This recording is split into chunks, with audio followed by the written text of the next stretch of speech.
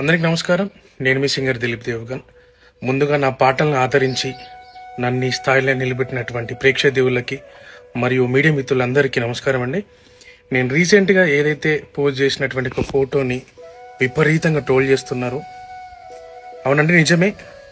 నేను జాను త్వరలోనే పెళ్లి చేసుకోబోతున్నాము. మేము ఇష్టపడ్డాం, కలిసి బతకాలనుకుంటున్నాము. మేము ఎట్లాంటి తప్పు చేయలేదండి. మేము కలిసి బతకాలనుకుంటున్నాం అంతే. అండ్ మా ఇంట్లో ఒప్పుకున్నారు, వాళ్ళ ఇంట్లో ఒప్పుకున్నారు. మేము చాలా ఇష్టపూర్వకంగానే మేము పెళ్లి చేసుకోబోతున్నాము. సో అనేక రకాల ట్రోల్స్, అనేక రకాల మాటలు అంటున్నారు మీడియాలో. అండ్ మేము ఎలాంటి తప్పు చేయలేదు. అండ్ ఇలాంటి విమర్శలు మీరు ఎన్ని చేసినా తట్టుకొని నిలబడడానికి మేము సిద్ధంగా ఉన్నాము. అండ్ మాకెవరైతే సపోర్ట్ చేస్తున్నారో మనస్ఫూర్తిగా థ్యాంక్ యూ సో మచ్.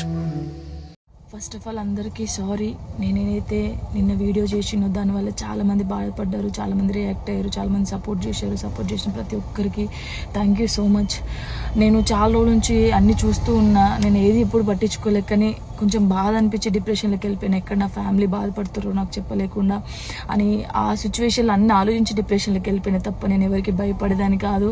భయపడితే ఈ స్టేజ్లో నేను ఉండేదాన్ని కాదు. నేను చాలా స్ట్రాంగ్ గర్ల్ని, మీ అందరికీ తెలుసు.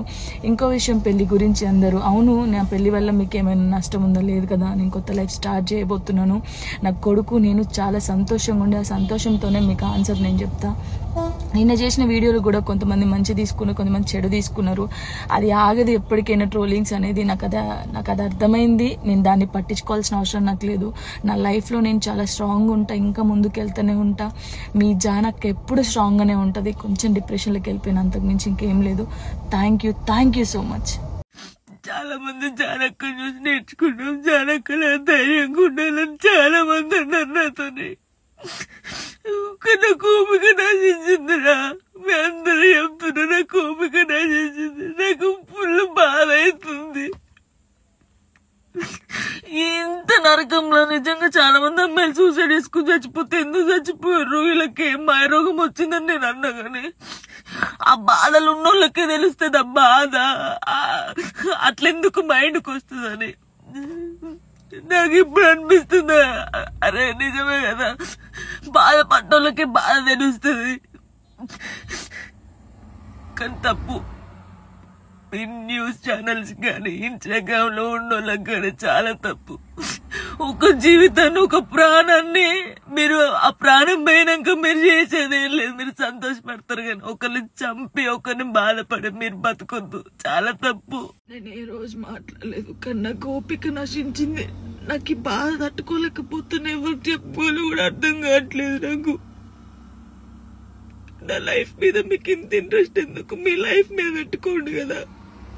ఆ టైంలో మీ లైఫ్ మీద పెట్టుకుంటే బాగుంటది. ఒక అమ్మాయి జీవితంతో ఆడుకున్నాడు ఎందుకు?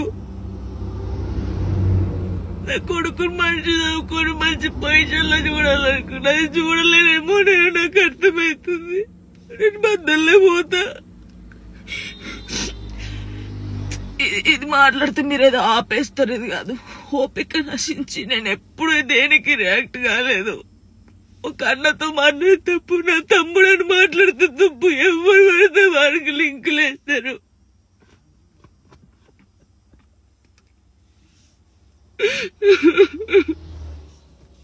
నాతో అయితే లేదు.